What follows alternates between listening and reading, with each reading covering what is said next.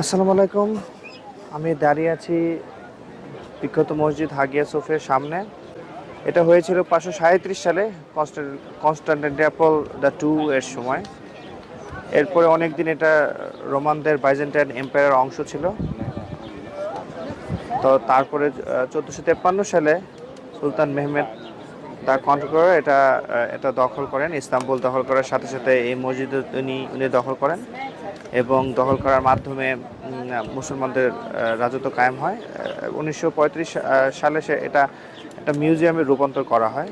অনেক দিন ধরে মিউজিয়াম ছিল, তো 1920 সালে এটা আবারও নামাজ পড়ার জন্য খুলে দেওয়া হয়। তো 1920 সাল থেকে এখানে মানুষজন নিয়মিত নামাজ পড়ছে। তো একটা অংশ এখানে সেই সেই 1500 বছরের ইতিহাসের যা যা ঘটেছে এগুলো তারা ওই যা যা সংগ্রহশালা, তো আলাদা করে একটা সংগ্রহশালা তৈরি করেছে এই পাশে। তো সেখান থেকে যারা দর্শক তারা কি এখান থেকে যে ঐতিহাসিক যে স্মারকগুলো সেগুলো তারা দেখতে পারে।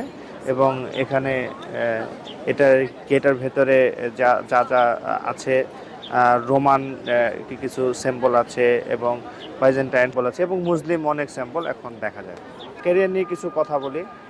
তো ফাইভ সেকেন্ড রুল বলতে একটা কথা আছে। 5 সেকেন্ড রুলটা হলো যে আপনার মাথায় যখন কিছু আসে তখন প্রথম 5 সেকেন্ডের মধ্যেই কাজটা করে ফেলার জন্য সিদ্ধান্ত নিয়ে ফেলতে হবে।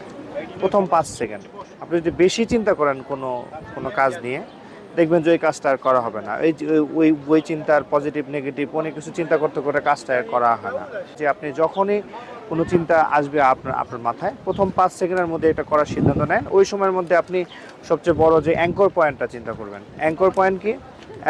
অ্যাঙ্কর পয়েন্ট হলো যে যেই কাজটা করবেন ওইটার পজিটিভ বিষয়গুলো আপনি সবার আগে মাথায় রাখবেন। তাহলে তাহলে ওই কাজটা করার জন্য আপনার একটা মোটিভেশন আপনার থাকবে। যেমন ধরেন যে আপনি আপনার বসের সাথে কথা বলবেন, তো তখন আপনি আপনার মাথায় অবশ্যই এটা পজিটিভ আউটকামটা রাখবেন যে আপনি বসকে যদি আপনি ভালোভাবে আপনার আইডিয়াটা প্রেজেন্ট করতে পারেন, হয়তো আপনার আইডিয়াটা অ্যাকসেপ্টেড হবে বা আপনি হয়তো কর্মক্ষেত্রে আরও এগিয়ে যাবেন, প্রমোশন বা অন্যান্য দিক থেকে হয়তো আপনি এগিয়ে যাওয়ার সুযোগ আসবে।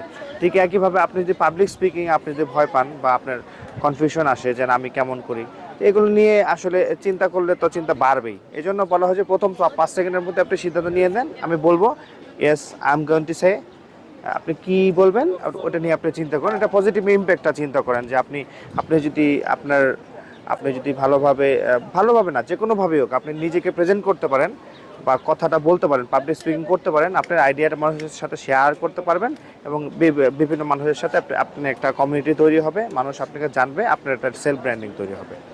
তো আইএসওফি এর সামনে থেকে আজকে থেকে এই পর্যন্তই। ধন্যবাদ।